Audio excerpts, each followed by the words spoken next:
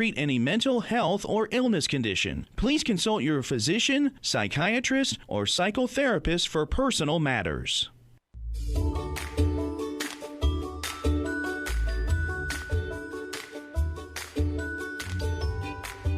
Inner Voice, a heartfelt chat with Dr. Foojan. Hello, everyone. This is Dr. Foojan. Hello to Sean in studio, and a big hello to all of you. I have an exciting show today. I'll bring you Dr. Andrea Pennington, an integrative medicine doctor, a TEDx speaker. And today we'll be talking about her latest book, which is the accumulation of real-life love stories of conscious relationships co-created with the universe, manifesting love. Then I'll bring you Eileen McDargh. She's the Chief Energy Officer at the Resiliency Group, as well as a consultant to major national and international organizations. We will be talking about her new book, Burnout or Breakthrough, Building Resilience to Refuel, Recharge, and Reclaim What Matters. And I wanted to share also something with you, which is the Holiday Road, a drive-through amazing holiday experience, the only one in town. And you're going to be driving through, so it's safe, at the King Gillette Ranch in Calabasas, California. It's open now till January 10th. Purchase your ticket at holidayroadusa.com, holidayroadusa.com. First, I want to give you the tip of the week. So this week, I've been observing the difference between how people go from anxiety-producing thoughts to calming thought processes. How I've distinguished this matter is that we live in different tenses, right? We can live in the past or the future and the present tense. We also split up the tenses into positives and negative senses. So when we concentrate on the negative past events, relive them constantly, generalize the decision that we made from the past, and with that, we tend to create an overall decisions that end up projecting into the future. When we want to plan our future as a protective measures, we tend to rely on our negative past to learn from our mistakes and be watchful to protect ourselves from the future harm. There's also a high cost in that. We tend to put fear as the source of moving toward the future, which holds us back from moving forward. Now, concentrating on our positive past allows us to take our skills and resilience into consideration and have a fact-based set of strengths and skills to carry us, and that gives us confidence toward building a positive and a reality-based future. Focusing on the negative past creates sorrow, helplessness, powerlessness, ultimately depression. Focusing on the positive past creates a sense of gratitude and fulfillment. Focusing on the negative future, guess what? Produces anxiety. We create a horror show for ourselves about a future that we already assume powerless toward. Focusing on the positive future requires faith, not in the sense of the religious faith, although for some that works, but what I mean by faith into trusting based on our own positive past, others' positive outcomes, and our own skills and strength, that we will create a future that is planned based on reality. Since we're set up to live in all the tenses in our imagination and only be able to act from one tense, which is the present moment, it's important to be aware and rely on our sense of confidence toward our abilities to make the right decisions for ourselves. So have faith. Have faith in yourself and your capabilities, your strengths, and your wisdom. We will be right back with Dr. Andrea Pennington.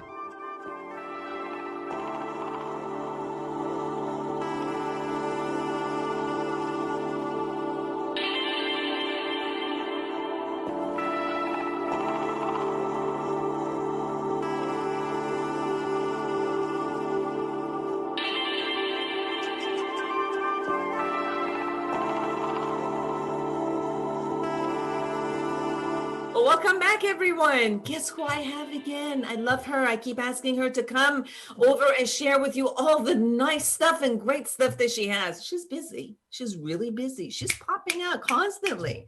Yes, I'm talking about my dear Dr. Andrea Pennington. She's an integrative medicine doctor, acupuncturist, a TEDx speaker, and an author of several books, including I Love You, Me. And actually, we had a conversation about that book. Yeah, we did. Orgasm Prescription for Women. You all need it.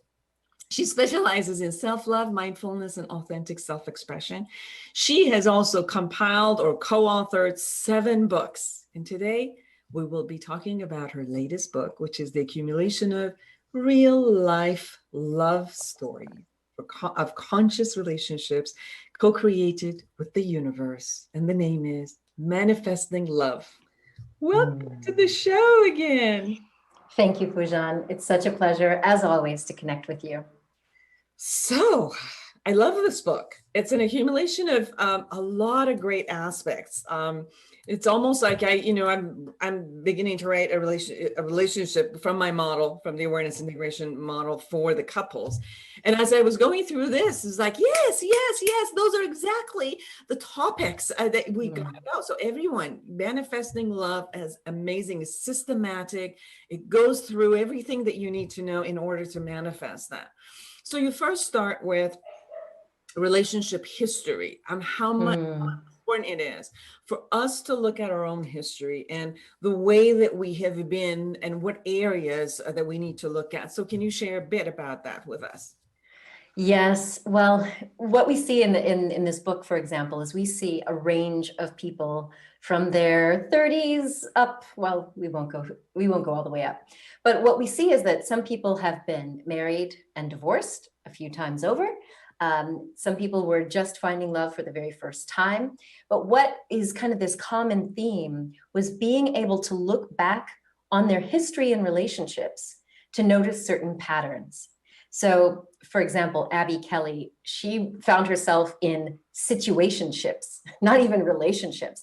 In her mind, she thought they were real. But when she started to look at the pattern of how these F-boys, as she calls them, as how they were treating her, she finally had this wake-up call. Now, unfortunately, in her case, it took a diagnosis of cancer for her to realize that these guys were not showing up for her the way that she wanted to be. And so by looking at your relationship history, sometimes we want to point the finger at, oh, well, this person did that, that person did that, and we're always pointing the finger outside of ourselves. But the reality is, if you keep having a string of bad relationships, the one constant might be you. And it might be that I've been guilty. I mean, believe me, I have been processing, like, why do I get in certain relationships? Why do I say yes? Why do I give more? Why do I let go of my boundaries? Some people were asking, well, why is it that I attract these men, for example, who are not reflecting back the same level of value that I have for myself? And so by doing a relationship history, you become really conscious and aware of what you're bringing to the table, what you've allowed, that maybe you're finally ready to say, no more. I'm not going to allow myself to go down these roads again. Because you, as a therapist, you know this, you know how our childhood affects us, especially in our romantic relationships. Whether you had a perfect childhood and now, let's say you're a female heterosexual and now you want this perfect man, just like your perfect dad, or you grew up in a situation where there was abuse and neglect, and not consciously, but subconsciously, you are attracting and attracted to these kind of people who will repeat those patterns. So we have to become conscious of it when we decide that we really want to manifest love. So that's why we start with the relationship history. It is so important. Yes, the way that I had looked at my own history as I was reading your book too, it's more of, I connected with people who had somehow either trauma or some sort of a depression. And my mother was very much like a, kind of like a narcissistic. So it was more like natural to move toward the same type. And then I was chosen, not that I chose, but I was chosen for that. So it was very interesting to look at the environment and the way that I would, out of 10 people who would be maybe a candidate for me to create a relationship, that I will go after those pieces. And it didn't even show up at the beginning. Like, you don't even see it. And then you're like, was it somehow, because it shows up afterward. And then you go into the most important factor, which we see from the attachment theories about how the attachment style, and when we were aware of that, the same thing, which mine was like a avoidant and type of an anxiety-driven type of an attachment. And when I experienced that type of anxiety out of that avoidance, I called that love. That was like, I must be in love. You know, it wasn't the essence of love. It was that I had superseded that name. So I love that you have added that chapter into this wonderful book. Can you talk a little bit about it? Yes, I had, first I had to do it for myself. Because again, looking at my relationship history, it was like, why do I keep, so you'll see people with a few different themes. So you've brought up the avoidant pattern, and some of our authors had said that they recognized that they were always with these emotionally unavailable guys, or they were just getting kind of crumbs. They were just being fed just enough to kind of stay on the hook. But when they really needed someone to show up for them, if they were with this avoidant or dismissive, they were just left high and dry. And so it's really important if you happen to have a secure attachment style, meaning most probably in childhood, your needs were tended to. That's food and attention and comfort and love, so that you had a secure attachment with your caregivers. Unless you had something else terrible that happened, you are more likely going to have a secure attachment style as an adult. And for secures, we can sometimes tolerate if someone is a little clingy or if someone is a little bit aloof, because we don't anticipate that they're going to leave us or they're rejecting us or that it's not personal. But if you happen to be someone who grew up, with any sort of attachment, challenges. So in my case, I'll just keep it real here. My parents got divorced when I was 3, as you may remember. And my father and my mother moved separately in 2 different states. And at this time, we didn't have Skype, we didn't have FaceTime. So I only saw my dad, once or twice a year, and the rest of it was on the telephone. And so if you can imagine a baby who was held every day by my dad while my mom was away at the hospital, they were doing shifts. I was always in his arms, and people used to say he used to sing to me and read to me. So can you imagine at age 3, it was abrupt change of household, then change of state. So I know that I grew up with this sense of like this longing. And I was, quite often in a long distance relationship, kind of like that. But it took me to kind of recognize that sometimes as soon as there was like closeness or intimacy in relationships when I was much younger, I would kind of freak out because I wasn't used to it and I'd run in the opposite direction. So I had a little bit of this ambivalent and sometimes dismissive. But I've had these other friends and clients who had a very clingy attachment style, that every time there was even just a funny look on someone's face, they would be like, do you not love me anymore? Do you not want me anymore? And so we have to recognize those in ourselves so that we can first help ourselves, because you don't have to be plagued by, always feeling like you're too much for someone or not enough. And if you are not yet feeling that security, you may not want to be with an avoidant or dismissive. You might want to make sure that you are going for the secure attached person. So we've only given just an overview of that in the book, Manifesting Love, but I do think it's really important for people, especially if you've had a series of bad relationships or failed relationships where you're like, okay, what am I missing here? Absolutely. Then it was the section that we talked about giving and receiving love. And I know that people have such a different way of expressing their love, or the way that they allow themselves to receive it, whether it is an allowance, they think that they have the right to, they're entitled to it, or they don't deserve it, or they do deserve it. And then even if they do think that they deserve it, then they sometimes get caught up with the style that it's being given to them, or they get caught in very restricted in the style that they will only be giving, and not necessarily expand themselves in experiencing different versions of how they can give themselves and their love. Can you share a bit about that, please? Yes. Again, this is just an overview, but when I first read Gary Chapman's book, The 5 Love Languages, my mind was like, oh, that's why so-and-so. And basically what his research came up with is these 5 different styles of giving and receiving love. And so I may be someone who likes to tell you how beautiful you are and how much I love you and how much I appreciate you. Those are words of affirmation. But if you're someone who really values physical touch, all that talk may not actually sink into your heart as a feeling of, oh, this person loves me. And for me, my number 1 love language is quality time. I want like eye to eye contact, no phones, no other stuff going on. But I've been in relationships where that wasn't the same thing for them. And when you have that mismatch, even though your partner may truly love you and they're doing other things, maybe they're buying you little gifts, maybe they tidy up the house, or they always take out the trash because they know you don't like mess. That's an act of service. But if you're not receiving the kind of love language that meets your needs, you may feel this disconnect. So I highly recommend that people be aware of that as well, because you can always ask your partner. You can say, hey, hon, to be honest, quality time is my number one way that I can feel that you really care for me and that you're present for me. So even though I love all the little gifts, can we just like hang out, turn on some music, sit on the couch, or go for a walk in nature where we can really be present with each other? And that's really critical, because again, if you want to manifest the love of your life, you need to think through like, what would make me feel loved, and what am I willing to do to demonstrate that love to my beloved? So the book is set up almost for you as a reader to become aware of what's going on first, and then clean up, and then manifest. Because if you don't do this, the manifestation is all convoluted.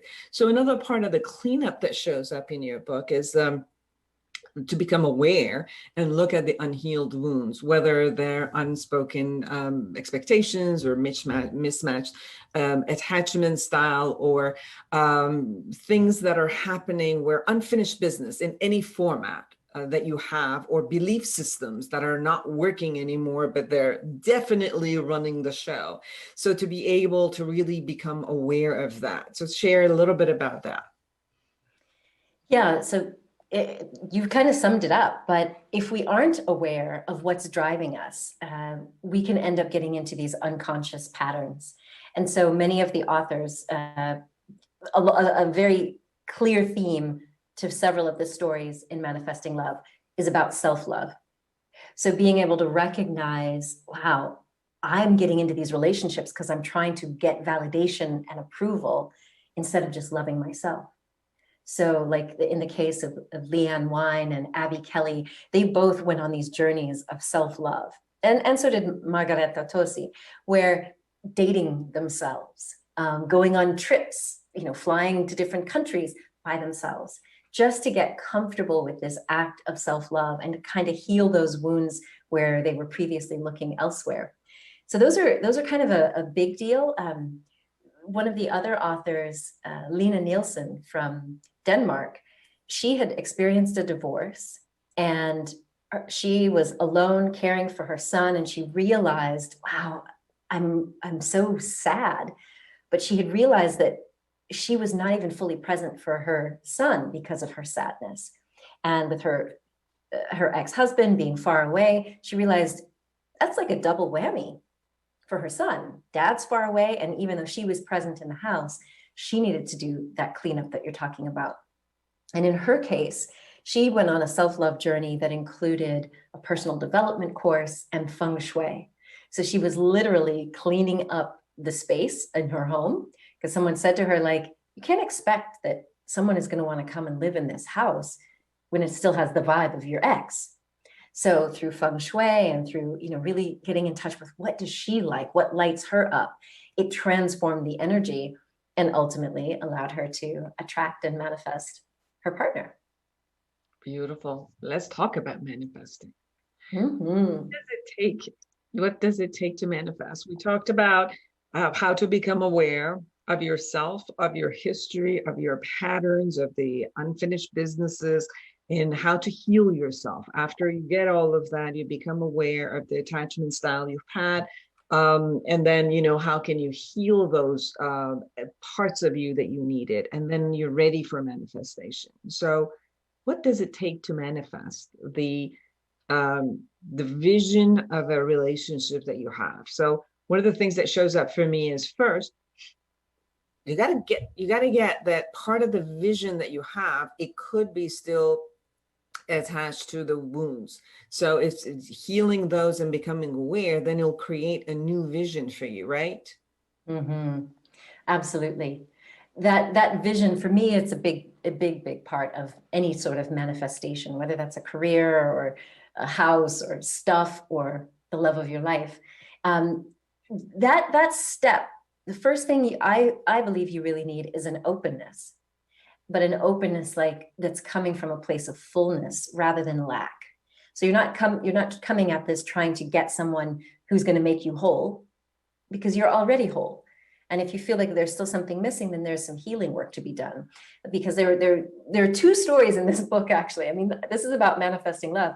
But Karina Virginia, who you know, our dear friend, who was with us at Peace Village, and Ofkia Tekens from the Netherlands, they both were resisting, pushing away their soulmate until they got to this point of a true opening.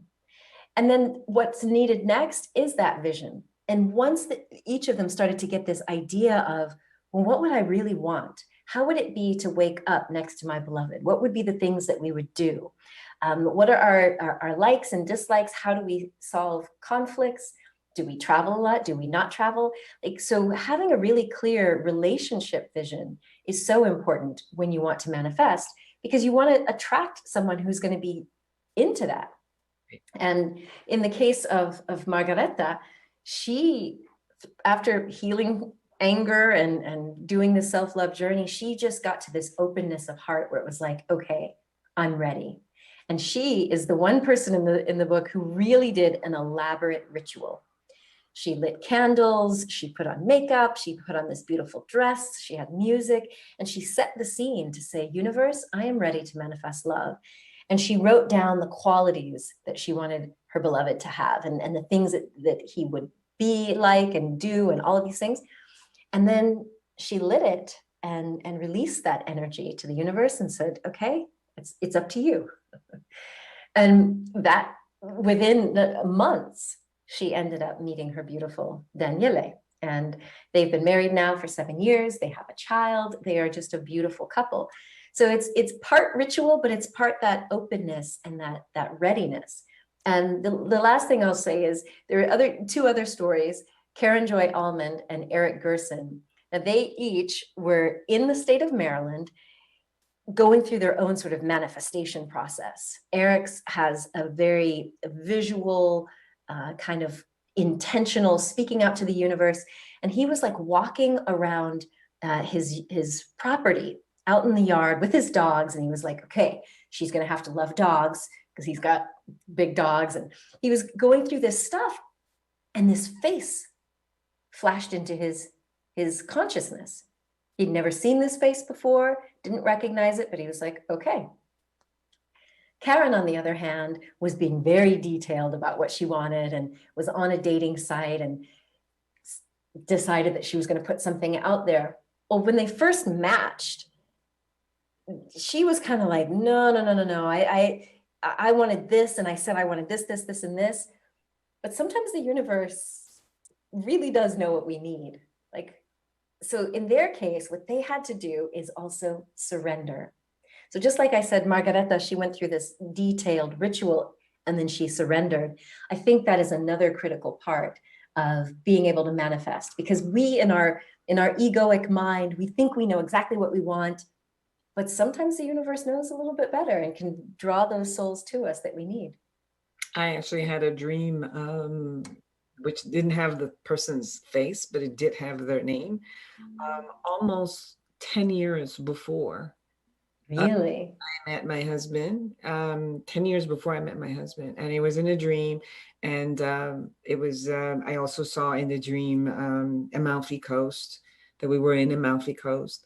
And then I remember, and I didn't even realize this until we actually did go to Amalfi Coast. And then suddenly, you come up from the hill and then this whole scenery shows up.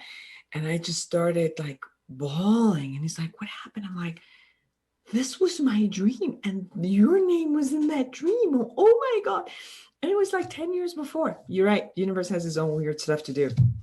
Wow. Andrea, if you, in 1 minute, if there's anything we need to say, which we haven't yet covered, what is it you want everybody to know about you in this book? I would say don't give up. Even if you've been trying dating apps and this, that, and the other thing, I truly believe that if your heart is really ready for love, that with the nearly 8 billion people on the planet, there is a match for you. So I would just say also a shout out to our friends at Our Love, who have created a soul connection app, which is a completely different sort of dating app. You can check out the link on my website if you need it. But don't give up. There's someone for you.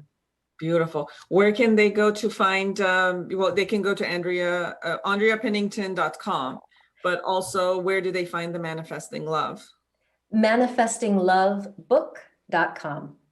ManifestingLoveBook.com. Everyone, Manifesting Love, the accumulation of real life love stories of conscious relationships co-created with the universe. Thank you so much, Dr. Andrea Pennington. Thank you, Foojan. Again. And I'm looking forward to your next, let's say, creation with it. Take good care and don't go anywhere, everyone. We'll be right back.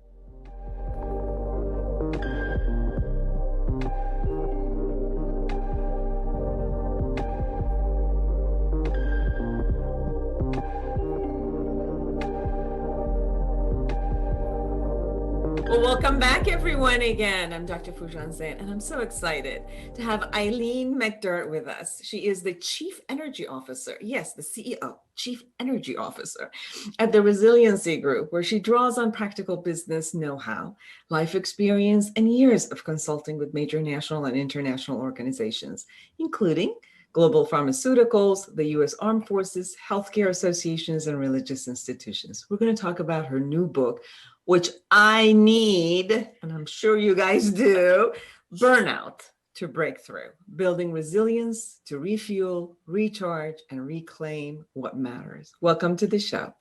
Thanks so much. I'm glad to be here. One thing that was interesting, I thought it was personal, but then right at the beginning of your book, you're like, burnout is a global pandemic recently, and it's everywhere. And it's interesting that even when, the past 10 months, which we've been in the other pandemic, and I've talked with people and I've worked with people, some of them are like, oh my God, we're working more than we were before. And then I talked to many of my own gurus in the psychology world, and, I'm a psychotherapist. So I work with some of these people and they're all like in their 70s and 80s. And they're like, I've never worked so hard, even when I was in my 20s. And it's like, what's going on with everybody? So tell us, how come it's become a pandemic? Well, first off, it was the World Health Organization called it a pandemic. Well, no, they didn't call it a pandemic. They called it a global occupational hazard in May of 2019. So people were already working, overtime, and not just overtime, but let me define burnout, because I think it's really important. And this is the term that was created by Dr. Herbert Freudenberger in the 70s. And it is to exhaust one's resources, striving to reach some unrealistic expectation imposed upon by yourself or society.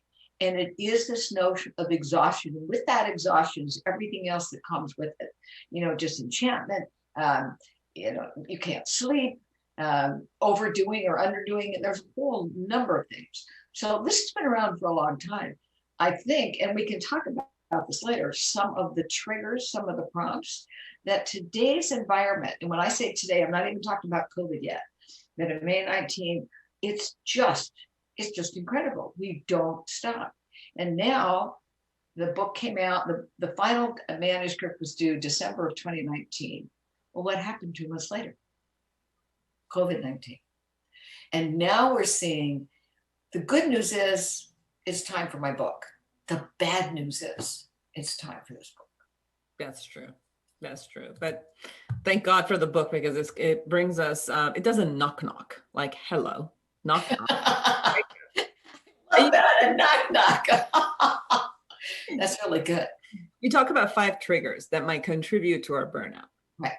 you talk about personal history and voices, and it meant a lot when I read that, because it really shows. For example, my mother was someone that I remember used to work a lot, and she was one of the first, and let's say high place in she had a radio and a television show, and she was working constantly with shows and different things. And I remember I had to go to school, I had to come back, and I had to go to 2 schools, and I had to learn 3 languages, and I had to do all of these things. So from childhood, her mentality was that I was going to be everything she did, plus all the things that she didn't do. So I had to do that.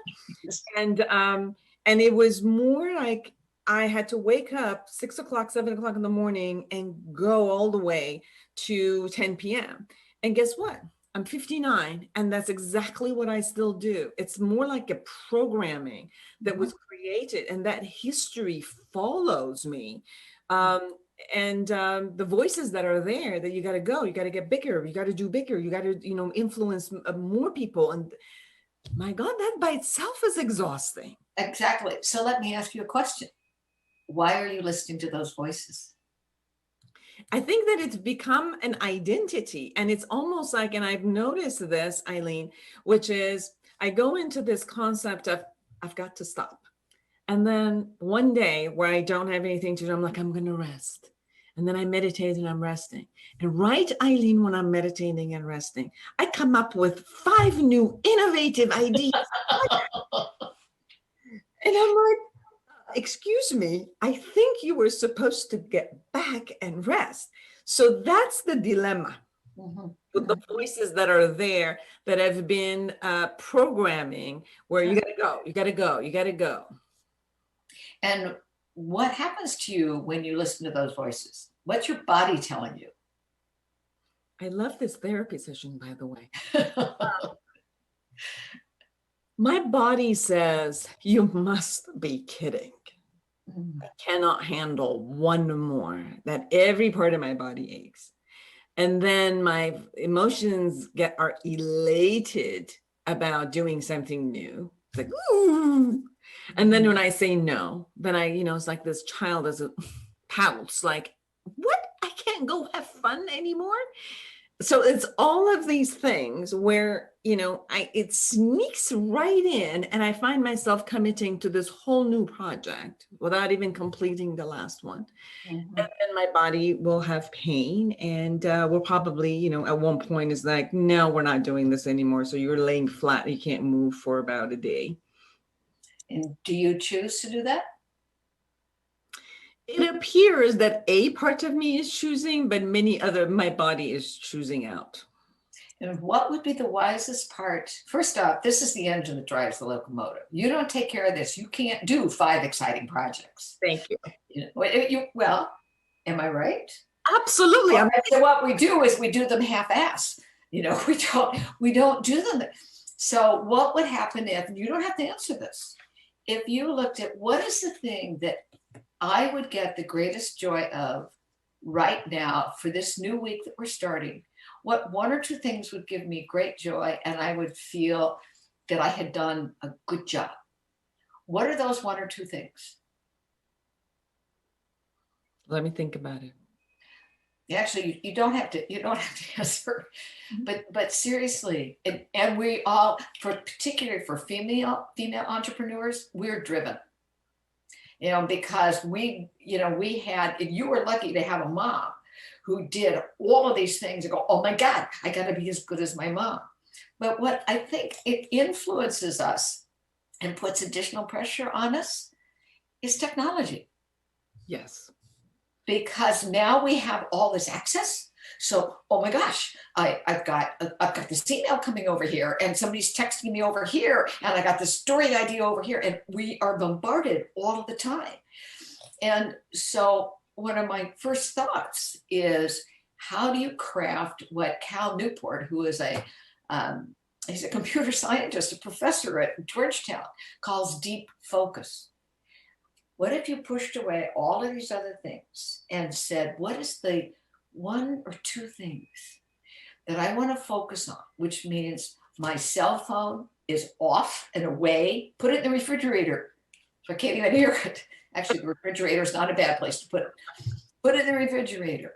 Don't take any calls. What is it that at the end of that time, whether it's an hour or two, I could say to myself, wow, that was a good job. And now I can move on to something else. Because until we stifle those voices in our head, and you know this as a therapist, you just you're on that hamster wheel, and you and only you can decide to get off until or unless your body just falls over and says, that's it, can't do it.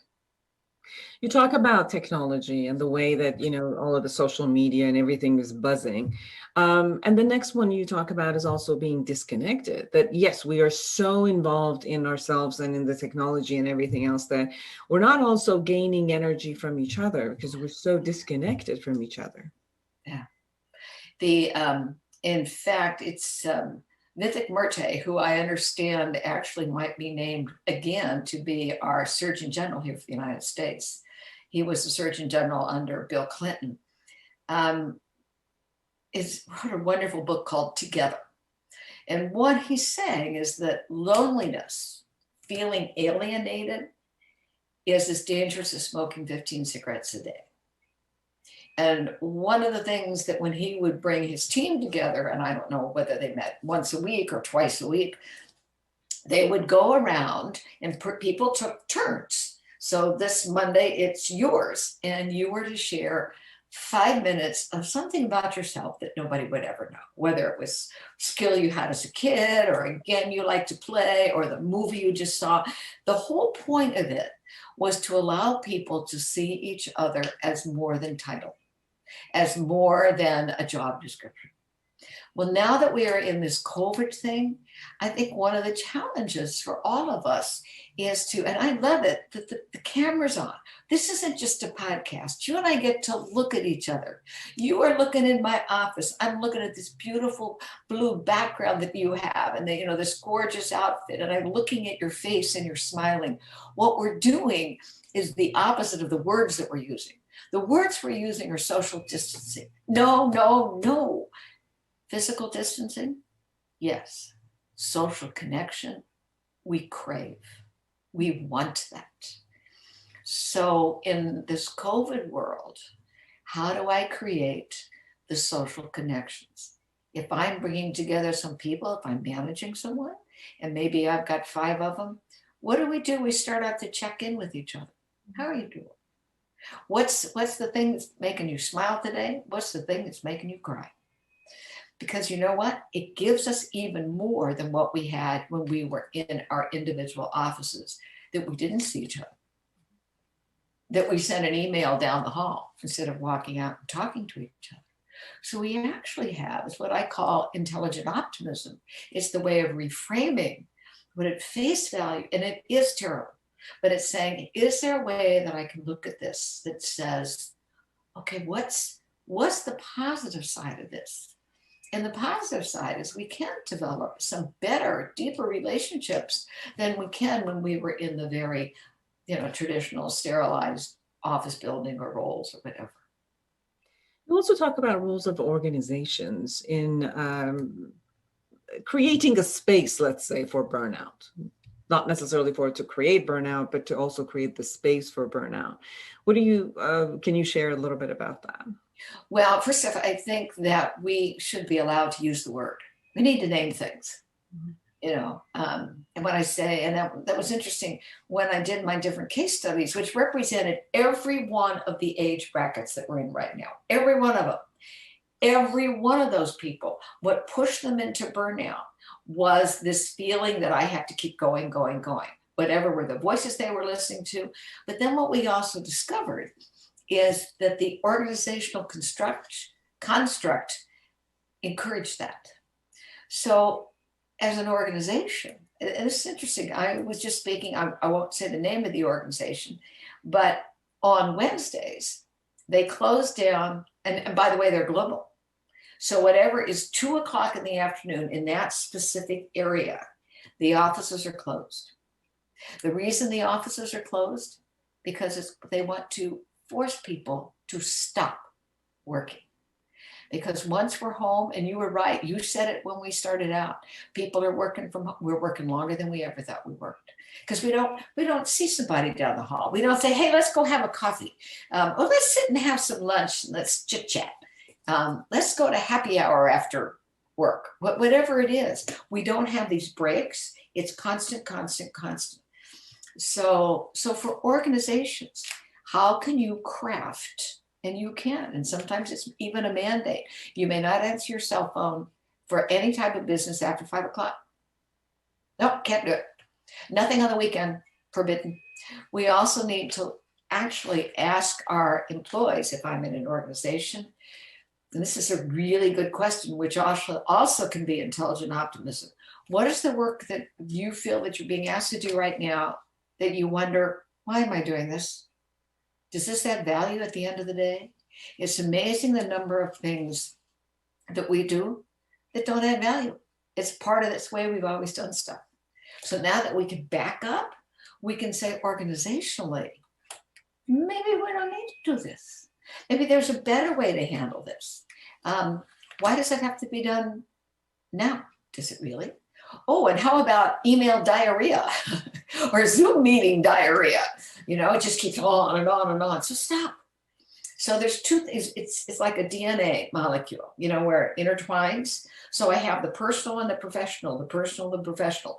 Both sides have an opportunity to take the responsibility to say, stop. That's going to take some courage on the part of the professional as well as on the personal. And for managers, how willing are you to allow people to share their thoughts? Exactly. You also talk about role of resilience, and you have a new way of talking about resilience. You also say, like, it's okay when we experience the compression of the stress, then or an event that knocks us down, we're forever changed. So it's not the matter of, okay, we're going to go back to what it was, because we'll never be the same person. And you define resiliency in growing through challenge or opportunity, so you end up wiser, stronger. And that is when breakout happens, actually, coming out of whatever hardship you went through. And you share, like you said, stop first, look next, and then listen deeply to who you are and your body. Can you share a little bit about what you experience in resilience and how to go through? For example, you did that a little bit at the beginning with me. Stop, check your body.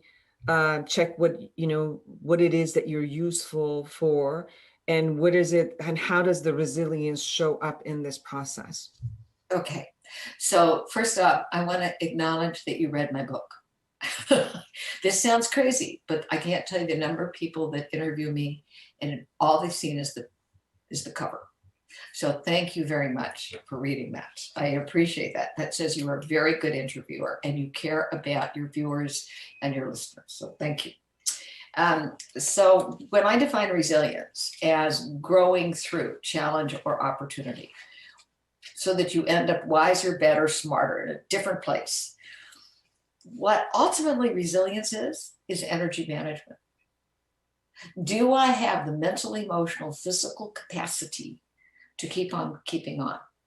And if you think about it, since the definition of burnout is this sphere of exhaustion with all the different arms that go around it. So what is it that's going to give me energy? What is it that's going to deplete the energy? And if you think about energy, when we were kids, we learned that energy is the capacity to do work. So if you think about a power grid, so I've got energy over here and it's going to go across this line. And if the connection is good, the energy moves, and what do you know? The light goes on in my house. If I start my car and it's a good connection from the battery, bingo, car moves forward. Bad connection, the battery is drained, the car goes nowhere.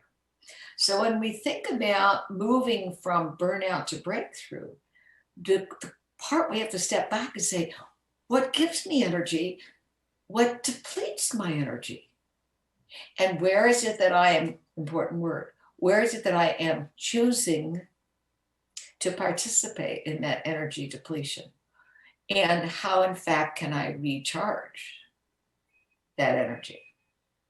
So there are people who deplete our energy. Yeah, I see the look on your face. Yep, you're with them and you just go, oh my God, this is exhausting to be with this person. There's activity. Now, not to say that we can't have to, woo, I get to do this. Sure, there's things that are challenging, but at some point in time, we have to say, how do I get my energy back? And when do I say, again, time out, stop, cease, desist, because my energy is taken out. And it's not just even physical energy, it's the mental energy. Yeah, you talk about the area of work, you talk about the area of relationship, and then your soul stuff, like things that happen. And that is so true of how much in our own head we have arguments, we have conversations that suck our energy.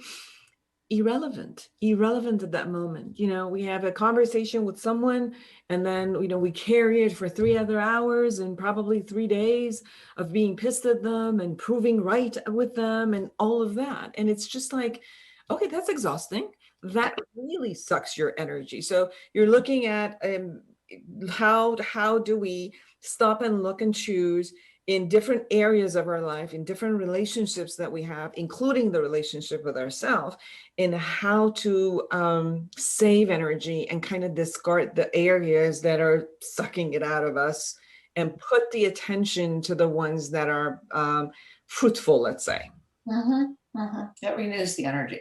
And, it's just like anything. Are you a dancer? Do you like to dance? Yes. I knew it. What's your favorite kind of dance? Just the free floating and the Persian dance. Oh, look at your hands. Movement and body movement and all of it. Are you a belly dancer? No, that is hard. I haven't done that. That is hard. I tried it once. I couldn't do it. The reason I ask you about that, it's one thing to be engaged in a dance that you love, that keeps you moving. And if somebody said, now we're going to do the foxtrot, 1, 2, 3, 4. Okay, I can do it, but it doesn't give me the energy that doing all the free flowing gives to me. Well, that's the same thing for different parts of our life. So what is it that will give us this energy? And you said something very important. You said we keep this stuff in our head, and 300 hours later, we're still saying, why didn't I say that? How come I can't do? So what we do is we relive this negative situation. In the meantime, probably the person who we were involved with, they've gone off and they're just happy fine. Now me, I'm sitting here reliving all this stuff. Or I'm saying, again, I have to work this way. So I truly believe in the power of writing. Yes, I am a writer. I am a wordsmith. But when we can take stuff out of our head and look at it in black and white, go, oh my goodness. So here's one of my recommendations. When you find yourself going on and on and on and on and on, and I have to do this, just say, what am I saying to myself? Hello, what am I saying to myself? Okay, Eileen, you need to do this. Blah, blah, blah. And then I say, okay, Eileen, why is this really true? How do you know this is true? What happens when you keep following this? Because now I've taken it out of my head. I actually have almost become my own therapist by looking at, wow, I don't think I need to do this anymore. Yes. So that I have a colleague, Sam Horn, she's brilliant. And she has a line, it's you ink it to think it, which is brilliant. So you ink it to think it. I don't care whether it's a notebook, whatever it is, but pull it out of your head so you can look at it and reflect over it. Definitely. It's amazing what you will find, because when you step back, you realize that in order to break through, you got to break out of that pattern, that response, that activity. And you also then talk about, there's, your book is in 3 sections, and the 3rd section is breakthrough. I love the sentence, get your head from baloney to brilliance, like get out of the baloney stuff. You also talk about practicing reverse goal setting, and I really want you to share that with us, with the intelligence, the gift of intelligence, optimism. Talk a little bit about the reverse goal setting for ourselves in this, perspective of breakthrough. Well, sometimes we don't know what we want, but what we really understand is what I don't want. So when I went through my first burnout, if you will, which was like 1984, and I quit my job, I had no clue what I was going to do. I just knew that I could not stay in this position anymore. I despised the organization. I was one of the most dysfunctional. I learned a lot about management, about what not to do by being in that organization. But I kept giving out and there was nothing coming back. And so the first thing I did was to write what I did not want. And so when you begin to write what you don't want, what is important to you becomes clearer. You don't want to work this. I don't want this. I don't want this. So reverse goal setting can be pretty powerful, particularly when we feel like we're stuck. We all know what we don't want. Write that. Look at that.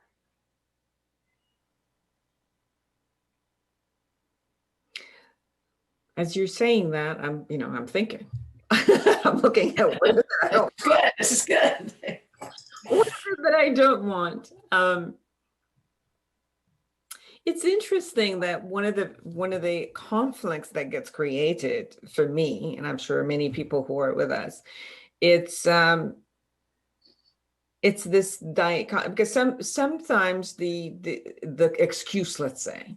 Sometimes the excuse is, well, I can't. There has to be a financial system that moves forward. So there's an anxiety that shows up. Well, I can't let go, or I can't, if I just let go of this, my whole business will come down. So I've got to have the system going just like that. There's no way of handling that. I don't even know how to handle that. Or there's, it's not anxiety driven and it's more pleasure driven. Like, ooh, I'm excited about this and I just want to do more and more and more. Or it's altruistic driven in a sense of, I just want to get more people involved in that. So there's also this other part of us which drives that type of movement where then we're not necessarily stopping to look. And every time we stop to look, then that part shows up again and says, but you can't stop. It's because you're feeding this thing, whether it's the anxiety or any of that. Can you share a little bit about that? Well, let's start. The first thing you talked about was financial. Mm-hmm. You said you want to support this. So I think particularly this is true for those of us particularly who live in the United States. There are some of us that are driven. We think I have to do this because I need all of this stuff. Begin to step back and say, what is it that I truly need? Not want. What do I need? There's a difference between want, need, and have. So have is what I'm supporting right now, whether it's my rent, whether it's, putting gas in the car, what is it that I have? And this is an important thing for me to move forward. What is it that I really need, versus what is it that I want?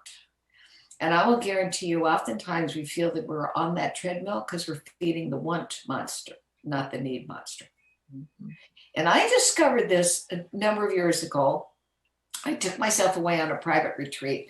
And it's a wonderful old house in Santa Barbara. And it's got 6 amazing bedrooms with old, old world furniture and massive bathrooms and stuff. And it's just like stepping back in time. Well, they didn't have room for me. What they gave me was a sleeping porch. And when I say a porch, it might have been, I don't know, 9 by 9. It was just a porch. On the second floor, there was a twin bed. And actually, I think it was even smaller than a twin bed. There was a desk, there was a rocking chair, and I'm not even sure there was a bureau dresser. The bathroom, you had to walk out your door, and it was at the end of the hall. And as I laid there, I thought, you know what? I'm really content with this. What I what I needed were the windows on either side so that I could look out and see the mountains. So I could have the night noises coming in, and needed this bed. I needed a place to put my reading material, but I really didn't need anything else. Oh, my bathroom's essential. But it so struck me that I have very little needs. And when you realize that, there's some freedom in that. So the same thing is true in relationships. Who are the people that fill our hearts versus those who deplete our hearts? And so sometimes, I realize in this isolated COVID-19 world, I have the most precious husband on the planet. We've been married for 40 years. It is the second marriage for both of us. He is significantly older than I am. You'd never know it to look at him. He's as healthy as can be. But when I think about what are options that I might have, my number one priority is him. I'm not going to do anything that jeopardizes him, because that's what I need and I want. So what I say yes to and what I say no to are also driven by keeping him safe. And that fills my heart. Brought me back to what you said again about looking at it, setting goals the other way around, backwards. It's what I'm hearing is creating a priority list of what you said you don't want, and then look at what is the most important and meaningful for you. And then look at those meaningful concepts. I was thinking, as I was reading your book also, I was thinking about, I'm 59. I probably have 10 more years that I can do that. And it's more like, okay. And then what you say, like my husband is 66. And it's like, how many years more do we have that we could spend time together? And obviously, having the ability to move and do things and be contributory to our family and the world. And it's looking at that, it's like, okay, I've done this for the past 60 years of my life. What is it that I want to do in the next 10 years or 20 years of my life? And then kind of like look at that perspective of this is a time frame, like this countdown. And then in this, what is it that is the most important where I can actually focus on? And then, build that part and then pay attention to that and then kind of like declutter the rest of the stuff in a sense. Eileen McDargh, everyone, in 1 minute, is there anything we haven't touched and you really want everybody to know? Oh, wow. 1 minute. Okay, so what can I say in 1 minute that is meaningful? First off, claim your life. Nobody else can. So when you claim your life, at the end of your life, what do you want people to have said? And I guarantee you, it's not how much money you made. It's not the kind of house you lived in. It was what was it that filled the reason why you're here. There's two things. The great joy in life is when you're born. The better joy is when you find out why. And all of us have a why. So when I pay attention to the why, I can handle almost just about anything as long as I'm focused on that. Beautiful. So please get the book, Burnout to Breakthrough, Building Resilience to Refuel, Recharge, and Reclaim What Matters. And you can go to EileenMcDargh.com as EileenMcDargh.com. Thank you so much, Eileen, for being with us at the show. It was beautiful to read your book and to have a chat with you. Thank you so much. My great pleasure. And for everyone, create an amazing world for yourself and everyone around you.